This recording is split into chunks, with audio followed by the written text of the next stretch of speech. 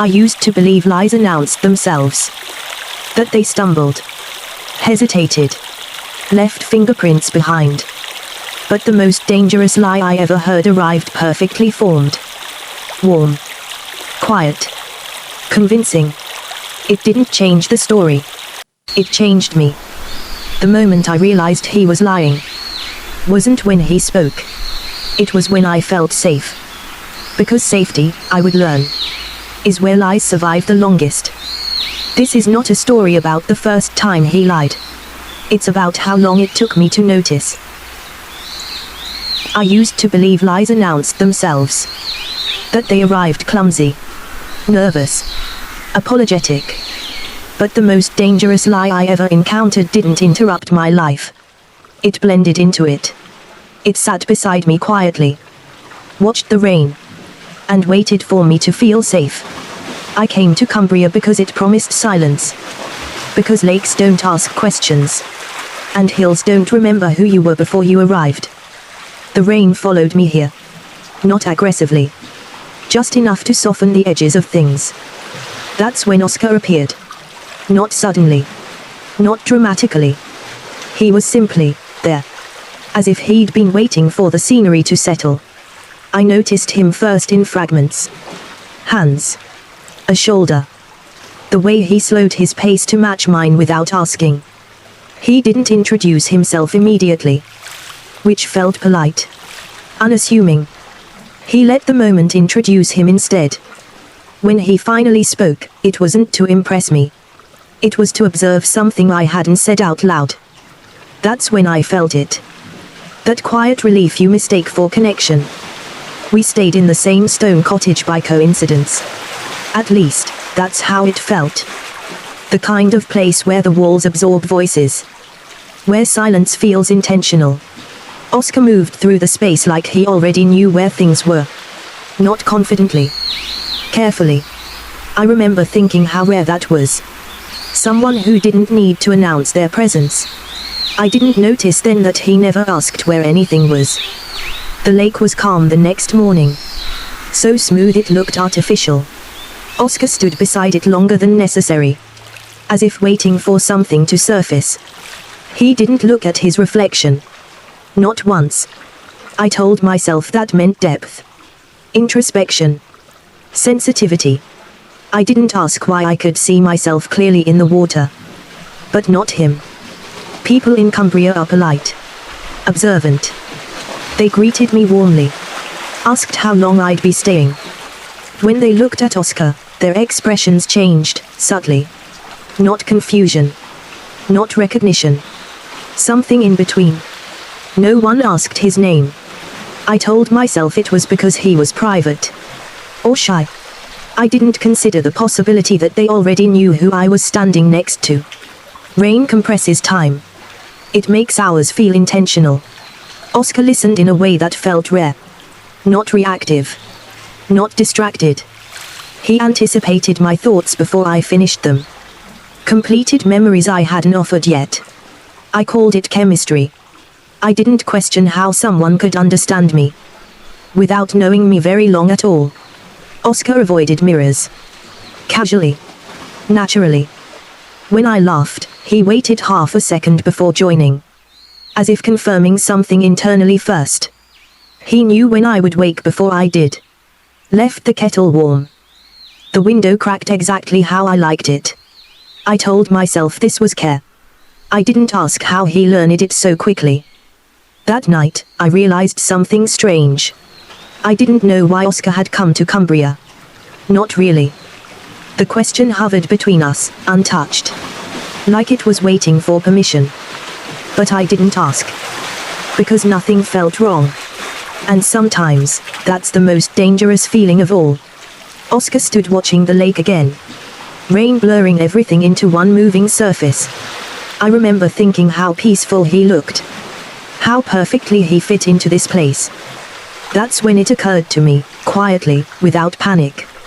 I had learned everything about how he made me feel. And almost nothing about who he was. And I let that be enough. For now. Something changed after the first night. Not in him. In me. I became aware of patterns. Not enough to alarm myself. Just enough to notice. That's how doubt enters. Quietly. Politely. Oscar spoke about places as if he'd rehearsed them. Not inaccurately. Emotionlessly. He described moments with detail. But without weight. As though memory belonged to him. But experience did not. I didn't accuse him of anything. I simply listened. And listening, I realized something unsettling. His stories never surprised him. Oscar told me he disliked the cold. That it made him restless. Later, he stood barefoot in the morning frost. Unbothered. Still. I watched him wait for discomfort that never arrived. He didn't flinch. Didn't react. I told myself people adapt. I didn't ask how long adaptation takes. We returned to the lake. Oscar stopped several feet back this time.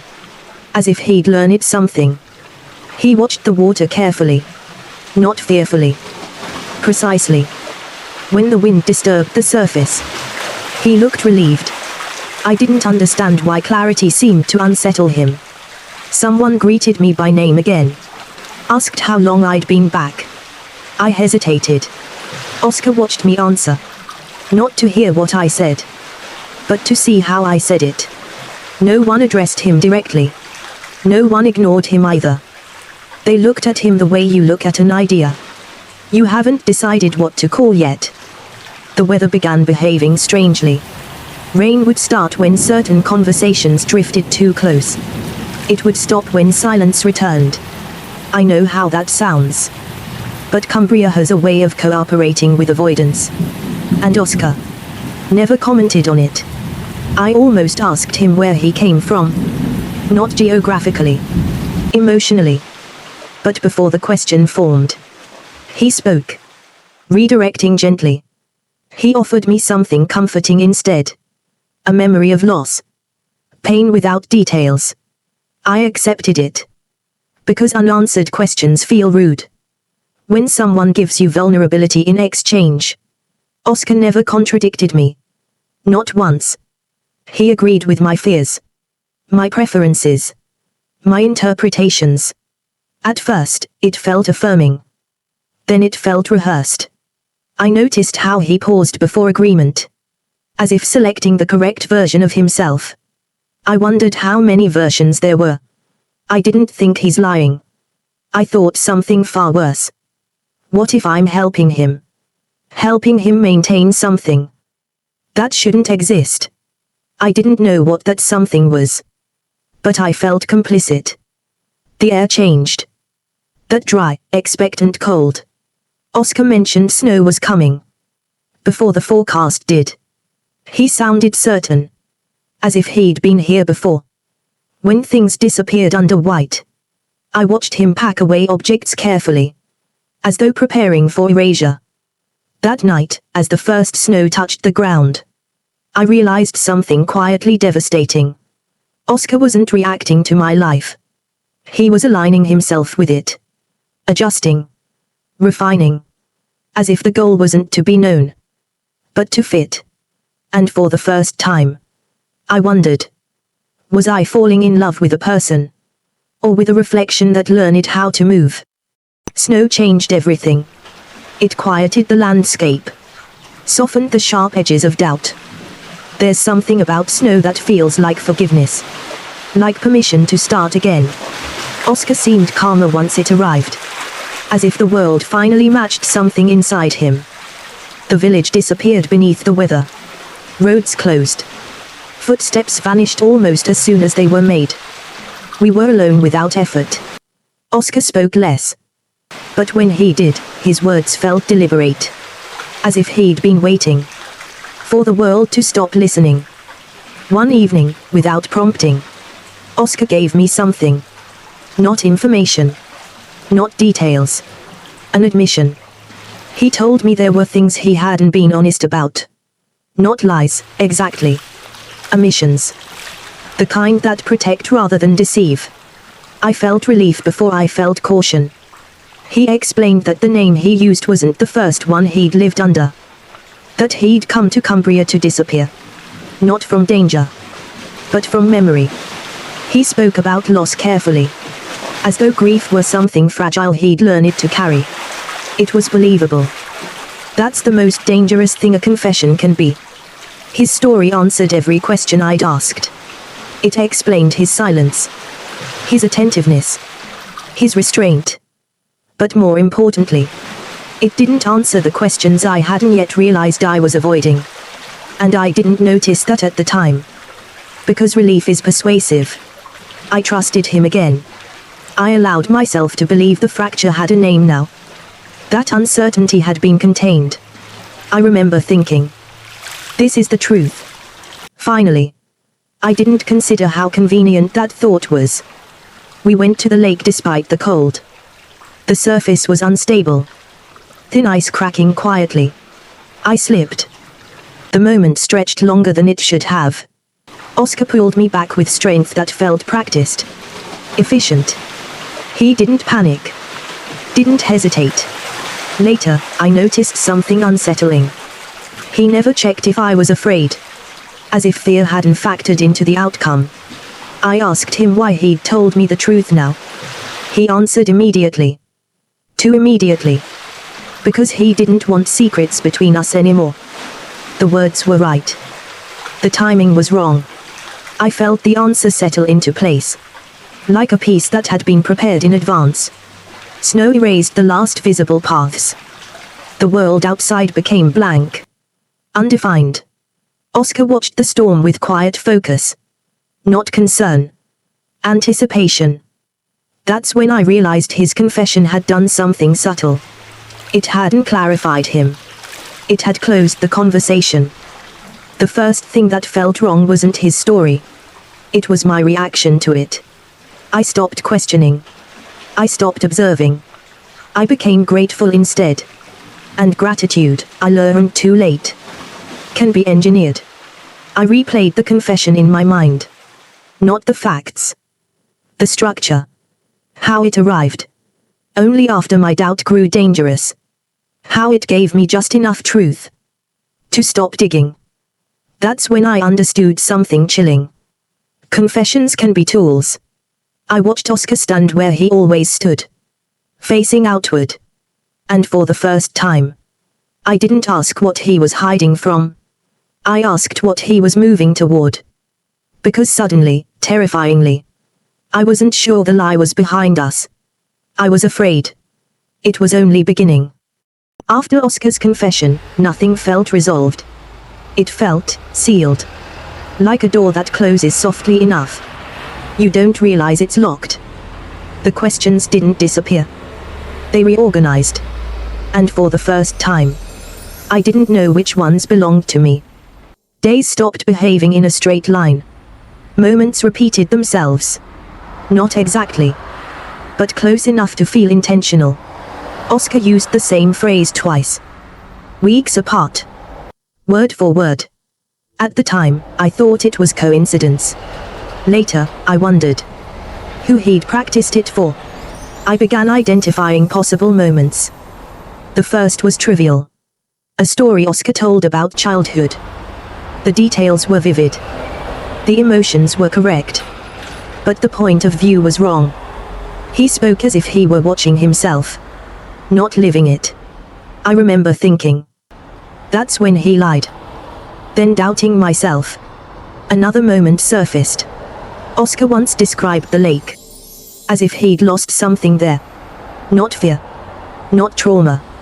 Absence. When I asked what he meant, he smiled and told me it was nothing. The way he said nothing felt rehearsed. That moment moved too. The most convincing lies don't contradict reality. They align with it. Oscar never told me things that were false. He told me things that were useful. He adjusted himself around my silences, my grief, my habits. He didn't interrupt my life. He synchronized with it. And that realization frightened me more than any single lie could have. Another possible moment revealed itself. The night he saved me at the lake. I replayed it slowly. His grip. His timing. His calm. He hadn't reacted to danger. He'd anticipated it. That's when the moment shifted again. I started asking a new question. Not is Oscar lying? But what if he isn't? What if he's telling the truth? As it needs to be told. What if the lie is the version of myself that needed him to be real? That thought didn't bring comfort. It brought vertigo. I felt the moment approaching. Not like a revelation. Like pressure. Every memory began rearranging itself. I could no longer tell whether Oscar was reacting to me or correcting me. That's when I understood something unbearable. The moment I realized he was lying might not belong to the past. It might be happening now. I stopped trying to locate the lie. Instead, I saw its shape. It wasn't something he said. It was something he sustained. A version of reality that required constant attention, constant adjustment, constant presence. And I had been helping him maintain it. I watched Oscar standing at the edge of the frozen water. The same place. The same posture. And suddenly, every possible moment aligned. Not into clarity. Into uncertainty. Because if I couldn't identify the lie, then maybe the lie was never a moment at all. Maybe it was a process. And maybe, terrifyingly, I had been participating in it from the beginning. There's a moment when suspicion exhausts itself. When your mind stops searching for answers and starts questioning the question. That's where I was. I wasn't trying to catch Oscar anymore. I was trying to understand why I needed to. The snow began to melt violently, as if the land itself had grown impatient with stillness. Ice fractured. Water surged back into places it had been erased from. Oscar stood outside longer than he should have, letting the rain soak through him. Not enduring it. Receiving it. I stopped thinking in terms of lies. Instead, I asked a more difficult question. What if Oscar never lied about facts? Only about intention? What if everything he told me was accurate, but incomplete by design? Not deception. Curation. That realization didn't bring relief. It made everything worse. Another possibility surfaced. One I had avoided. What if Oscar hadn't entered my life randomly? What if he hadn't been reacting to me at all? What if he had been continuing something? Reenacting a shape that already existed. A relationship paused. Not ended. That idea felt invasive. And uncomfortably precise. I began reviewing my own behavior. My silences. My adjustments. My willingness to explain myself. Before being asked. I had been accommodating him. But I had also been leading him. Correcting him when he drifted. Rewarding alignment. Punishing deviation with distance. That's when the thought arrived, uninvited. What if I altered reality first? And Oscar simply adapted. The lake no longer reflected anything. Its surface shattered by rain and wind. Oscar stood at the edge again. Closer than before. And for the first time, I wasn't afraid he would disappear into it. I was afraid he would remain. Because suddenly I understood. Whatever Oscar was, it required me. The moment I realized he was lying, didn't feel like discovery. It felt like recognition. He wasn't lying to hide something. He was lying to sustain something. A version of love that only existed as long as we both maintained it. And I had been maintaining it too. I could confront him. I could demand truth. But I finally understood what that would destroy. Not him. Us. Whatever fragile, manufactured, deeply human thing we had created together. And I hesitated. Oscar stood beside me. For once, neither of us moved to adjust the moment. And in that stillness, I asked myself the only question that mattered. If love felt real. If it changed you. If it held you together when you were breaking. Does the truth still matter?